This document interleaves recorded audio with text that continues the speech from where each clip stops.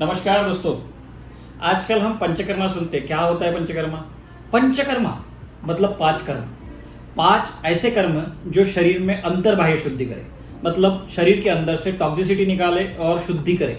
जब टॉक्सिसिटी निकले क्या होगा? कोई भी चैनल, जैसे एक गंदी नाली होती है और उसमें चीज़ें समेटते जाती है, तो वो क्या होती है, बास मारना चालू करती है, अलग अलग लेवल पे फर्मेंटेशन होता है और अलग अलग चीज़ें खराब होना चालू होती है। उसी तरह से हमारे शरीर में जो टॉक्सिसिटी बनती है और समय के साथ में धीरे धीरे एक्युमुलेट होती जाती है बॉडी में, तो वो मल्टीपल स्रोतस, मल्टीपल चैनल्स ब्लॉक करती है, माइक्रो और मैक्रो लेवल पे वो चीज़ों को खराब करती है और उसी वजह से हमारे शरीर में अलग अलग बदलाव आके अलग अलग डिसीज तैयार होते हैं। अब ये बदलाव और डिसीज हम रिवर्ट कर सकते हैं क्या? हाँ, कोर्स रिवर्ट कर सकते हैं। इसको शुरुआती लेवल पे हम खत्म कर सकते हैं। तो ये पंचकर्म जो होता है, ये 5 कर्म जो होते हैं, जिसमें वमन मतलब उल्टी कराना, वोमिटिंग करना, इससे कफ दोष जो हमारे शरीर के अंदर वात पित्त 3 दोष होते हैं, वात पित्त कफ, इसमें से कफ दोष को नष्ट करने के लिए या खराब कफ दोष को निकालने के लिए हमें वमन करना चाहिए, उल्टी करना चाहिए। विरेचन, जिसमें लैट्रिन के थ्रू हम दोष बाहर निकालते हैं, पेट में लाके शरीर के दोष बाहर निकालते हैं, उसमें पित्त जैसे दोष, पित्त के दोष बाहर निकाले जाते हैं। विरेचन के साथ साथ वस्ती, जो इनेमा बोला जाता है, जो कॉमनली यूज किया जाता है वात में, वात की टॉक्सिसिटी खत्म करते हुए, वात को बढ़े हुए वात को शुद्ध करते हुए, ब्लॉक वात को निकालते हुए शरीर में से वात को कम किया जाता है और हड्डियों को मजबूत किया जाता है। ये वस्ती की ताकत है, वस्ती की किमया है।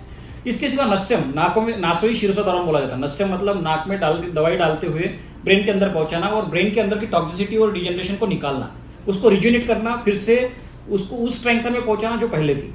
तो ये नस्यम से पॉसिबल होता है। इसके सिवा रक्त मोक्षण में जलों का आपने सभी ने सुना होगा, आजकल लीच थेरेपी सब जानते हैं। उसके जो श्रृंग अलग होती है, ये अलग अलग कंडीशन में लगाए जाते हैं। तो ये जलों का अगर लगाया जाए तो ये जलों का से आपका रक्त शुद्धि होता है, रक्त दृष्टि निकलता है और डिसीजेस, स्किन के डिसीजेस बाहर होते हैं, ठीक होते हैं, रिज्यूनेट होता है। तो ये 5 मेजर प्रोसीजर्स है, जिसको पंचकर्मा बोला जाता है। ये मेजर प्रोसीजर्स है, आई रिपीट, मेजर प्रोसीजर्स है। ये 5 कर्म जो होते हैं, ये 5 कर्म से अंतर्बाह्य शरीर की शुद्धि होती है। इसके सिवा बहुत सारे एडवांस पंचकर्म होते हैं, जिसमें वेलाकिड़ी, पोड़ीकिड़ी, नारंगाकिड़ी, तेंगाकिड़ी, मोटाकिड़ी, आवीकिड़ी, मनलकिड़ी, मंजलकिड़ी, शिरोधारा, शिरोवस्ती, उरोवस्ती, कटिवस्ती, ग्रीवावस्ती, मन्यावस्ती, ये मल्टीपल जानुधारा, ये मल्टीपल ट्रीटमेंट्स होते हैं, मल्टीपल प्रकार के ट्रीटमेंट्स होते हैं जो पंचकर्मा में आती है। इसमें 100+ ट्रीटमेंट्स आते हैं। तो ये ट्रीटमेंट्स एडवांस लेवल पे अलग अलग डिसीजेस में ट्रीट करने के लिए होते हैं। तो आपने क्या करना चाहिए जिसकी वजह से आपको शरीर की शुद्धि हो, शरीर का रिज्यूनेशन हो, डिटॉक्सिफिकेशन हो और शरीर पुनर्जीवित हो? तो इसमें वमन, विरेचन या वस्ती जैसी ट्रीटमेंट्स, खास करके वमन, विरेचन, वस्ती और साथ में अभ्यंगम या एलाकिड़ी, जिसे पोटली मसाज बोलते हैं, या नवराकिड़ी या पिड़ीचिल, ऐसे ट्रीटमेंट्स आपने हर साल एटलीस्ट एक बार या 6 महीने में एक बार, इस तरह से कम हर साल करनी चाहिए आपके 35 साल की उम्र होने के बाद। मैं 35 साल क्यों बोल रहा हूँ? क्योंकि 35 साल के बाद में हमारा शरीर का दोषों का स्थिति बदलता है और हमारा शरीर डिटोरेट होने लगता है। धीरे धीरे टॉक्सिसिटी बढ़ते जाती है, क्योंकि हमने जो खाया है, बहुत सारी चीज़ें जो खाने में गलत आई है, सही है, हमें नहीं मालूम होता है, कभी अजीर्ण हुआ है, तो धीरे धीरे हमारे शरीर में गर्विश, जिसे स्लो पॉइजन बोलते हैं, वो धीरे धीरे बनते जाता है और उसकी वजह से शरीर में बदलाव आते जाते हैं, जो आगे चल के डिसीजेस में कन्वर्ट होते हैं। अगर ये चीज़ें हमने हर साल, ये जो ट्रीटमेंट मैंने बोले आपको अलग अलग, ये ट्रीटमेंट अगर हर साल एक बार भी करते हैं, 7 दिन के या 15 दिन के, तो इससे आपकी शरीर शुद्धि होती है, अंतर्बाह्य शुद्धि होती है और आपका डिसीज जड़ से खत्म होता है, जो कि आगे आने की संभावना लगभग 90% से ज़्यादा कम हो जाती है। मैंने बोला 90% से ज़्यादा कम हो जाती है।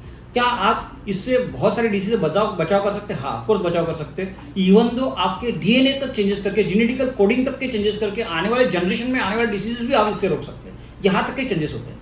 इतना प्रभाव है पंचकर्मा में, इतनी इसकी शक्ति है पंचकर्मा की, कि जो बहुत सारे बदलाव हमारे शरीर में लाए और हमारे शरीर के बहुत सारे डिसीज निकाल के फेंके और आने वाले जनरेशन में अनुवंशिक जो डिजेनरेशन होते हैं, अनुवंशिक जो डिसीज होते हैं, उसको रोक सके। तो ये ट्रीटमेंट हर साल एटलीस्ट 7 दिन के लिए, 15 दिन के लिए आप करते हैं, तो मैं पक्का हामी देता हूँ आपको, गारंटी के साथ में बोलता हूँ कि आपको 60, 70, 80 तक के कोई डिसीज नहीं आएगा, कोई डिसीज दूर तक नहीं होगा। आज आप देखते होंगे 45 की उम्र में, 50 की उम्र में घुटने बदलने की जरूरत गिर रही है, 50-55 होते नहीं तो घुटने खराब हो रहे हैं, चलना मुश्किल हो रहा है, बैक पेन है, स्लीप डिस्क है, मेंटल डिसऑर्डर्स है, डिप्रेशन है, वेराइटीज ऑफ कैंसर्स है, वेराइटीज ऑफ अलग अलग ऑटोइम्यून डिसऑर्डर्स है। ये क्यों हो रहे हैं?